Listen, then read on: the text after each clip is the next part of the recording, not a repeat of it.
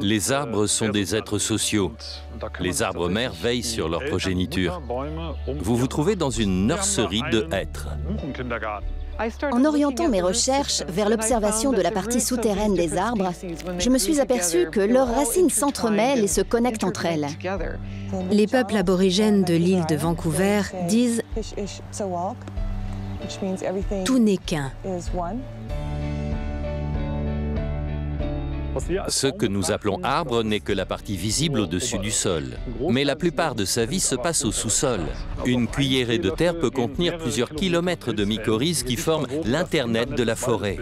Le réseau fongique est juste sous la surface du sol. Nous nous sommes rendus compte que tous les arbres entremêlaient leurs racines en un immense réseau souterrain commun à tous. Nous avions découvert les bases d'un langage végétal élaboré. Les arbres ont des émotions. Ils ressentent bien sûr la douleur, mais également des sentiments comme la peur. L'amitié entre les arbres existe. Ils peuvent tisser des liens, tel un vieux couple qui s'entraide. On pense à tort que leurs relations se cantonnent à de simples interactions intéressées, mais en réalité, ils prennent soin les uns des autres. Les arbres d'une même espèce ne sont pas en concurrence, c'est même le contraire. L'entraide est quasi inconditionnelle. Un arbre attaqué par un ravageur ne manquerait pas d'alerter ses camarades.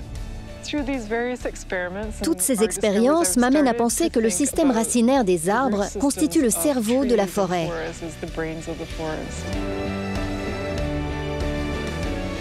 Voici une ancienne souche qui vit encore. La souche continue à vivre parce que ses racines sont connectées à celles des autres arbres.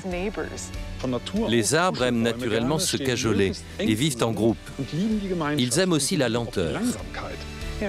Les arbres ne supportent pas cette solitude. Il faut prendre la peine d'écouter les sensations que la nature nous procure, parce qu'elles sont fiables et authentiques.